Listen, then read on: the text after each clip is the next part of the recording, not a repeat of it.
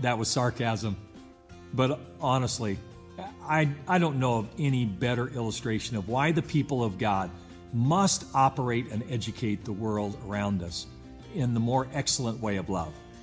Speaking of which, I want to remind you that Paul's reminder that we looked at last time showed us that there are three virtues that form the foundation of life if we're to be spirit-filled or operating under the influence of God's presence and power.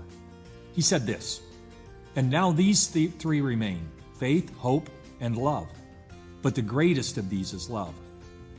Now, while the greatness of love is defined by the reality that it will continue as a virtue in life after faith and hope have been fulfilled in the return of Jesus, it's also great because love actually informs and instructs the virtues of faith and hope as well.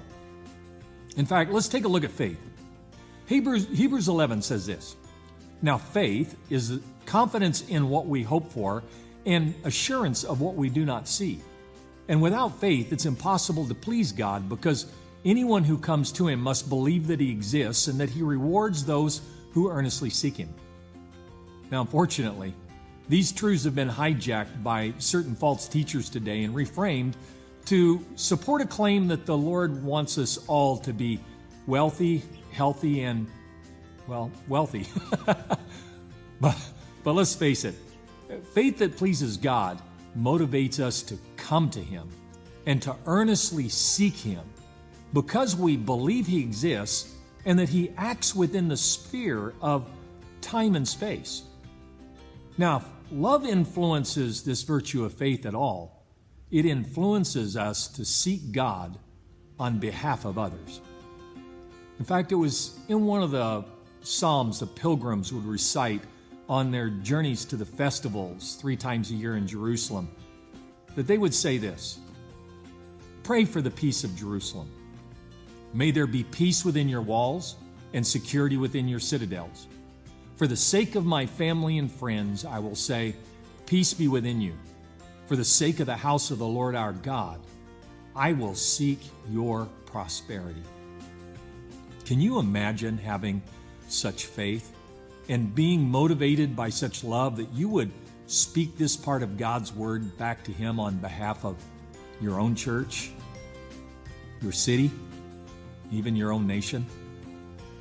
But before we go off ready to change the world, remember that this kind of faith exercised on behalf of others will often have the most immediate impact on us. Are you prepared for that? I hope so. I often think of the story Jesus told about a lady who continued to petition a hard, self-centered judge for justice against an adversary. Jesus said the judge finally relented and gave her what she sought before she wore him out. Then He presented an even greater truth. He said, the Father would grant justice to His people who cried out to Him day and night, not because they wore Him down, but because of their faith.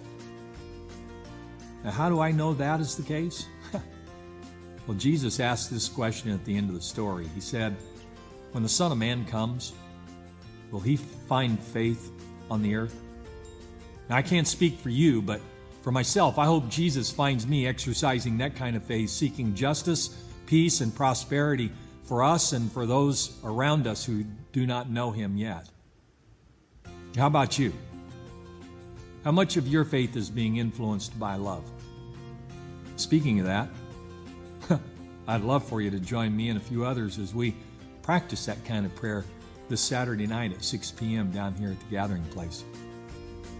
And even if you can't make it, God bless you.